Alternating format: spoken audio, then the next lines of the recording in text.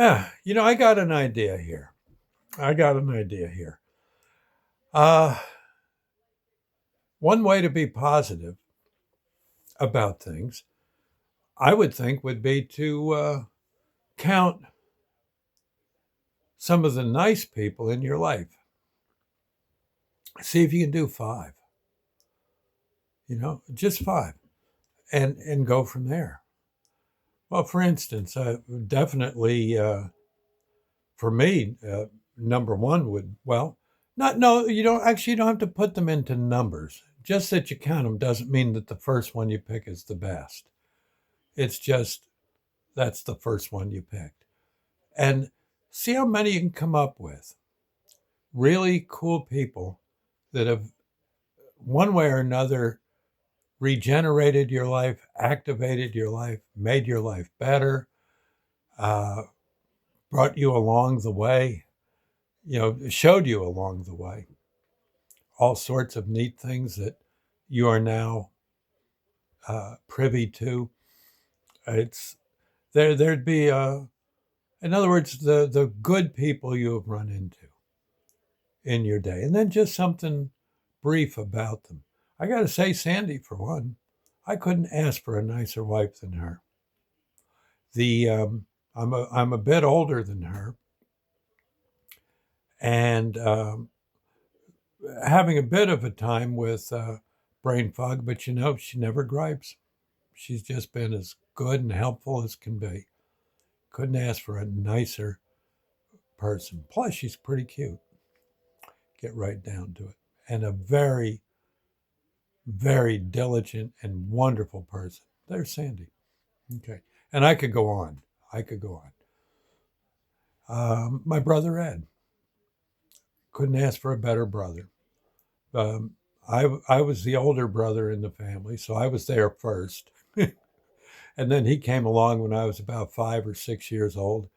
And again, a case of love at first sight. He was the neatest little kid. Uh, I remember mom showing him to me when he was first born. I think he was nursing her. I didn't know what that was all about, but she explained. Mom was always good at that. Always good at explaining the basics. And she was showing. I remember her showing me how this is where Ed would be getting his nourishment for a while, and and that I can have a glass of milk, but this is where he gets it for a while. And then eventually got bottles. And you know what mom did that was so cool? She had me do some of the bottles, hold Eddie and give him a bottle. Of course, she was right there watching. I mean, she wouldn't leave him alone with me. Heck, I might do something dumb, unscrew the whole cap and pour the milk and pour it out all over poor Eddie.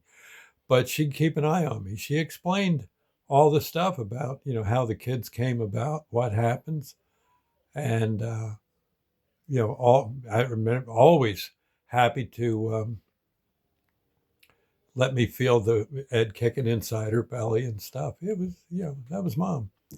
Sandy, like I said, just one of the great people. Always, always up to something neat.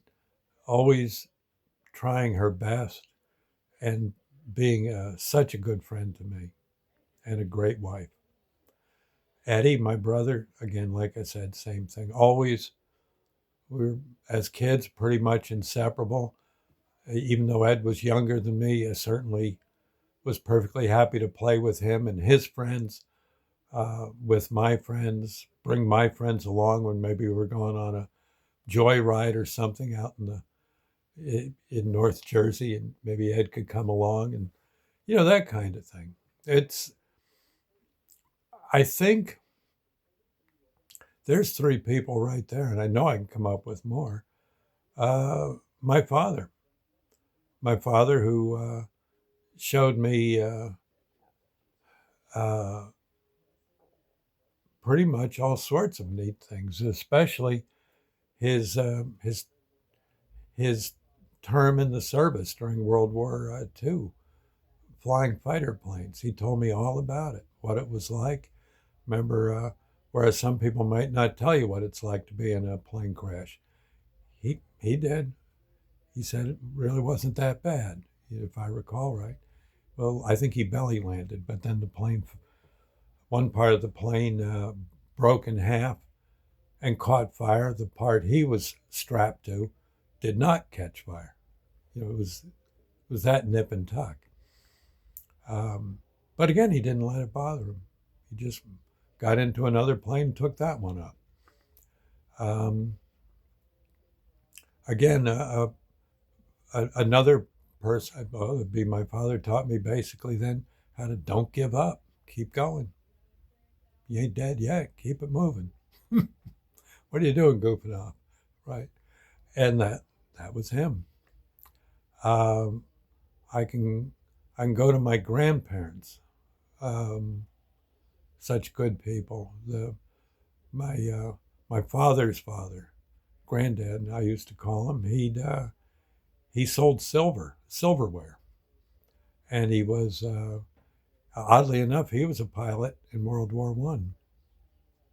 Yep, flew those biplanes. I don't think he got into combat, but he did. I believe he was able to fly those.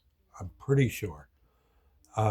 Grandma basically worked as a nurse in a in a hospital for the wounded.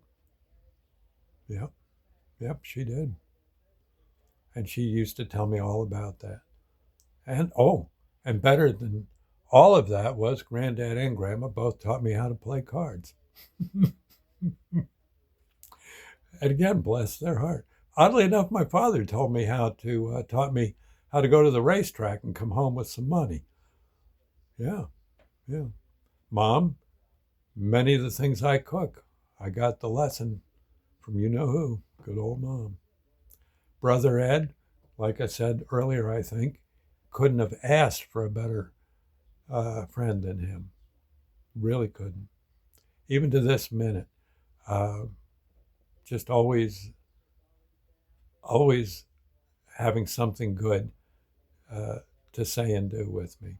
And Sandy, the same thing.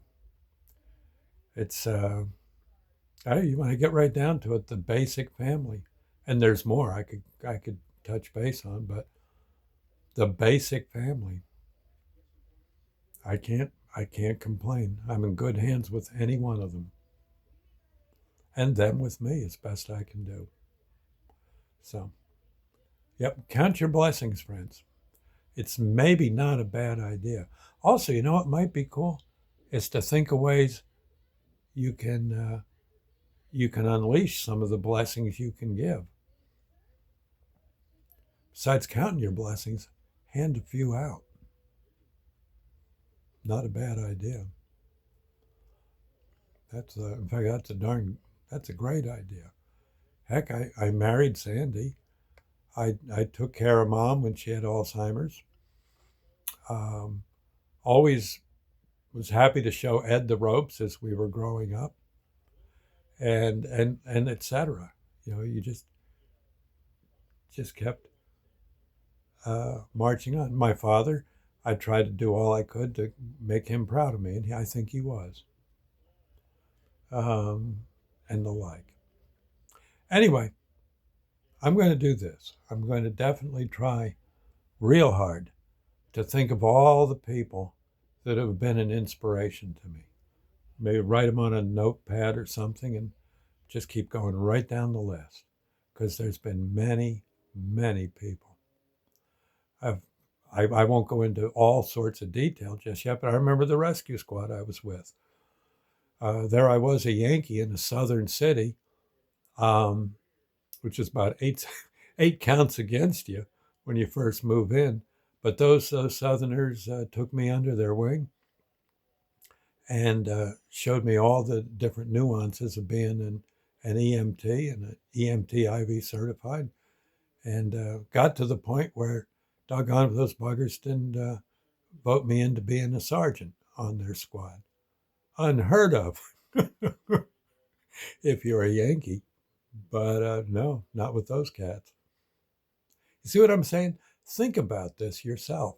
There must be so many people in your life, so many that have done wondrous things for you. It might not be a bad idea to put them down in a book somewhere or a notepad or something. And just every now and then, just look at that notepad and remember those people. And think of how you can be a help to others. That's keeping the ball rolling. Catch you later. Bye now. God bless.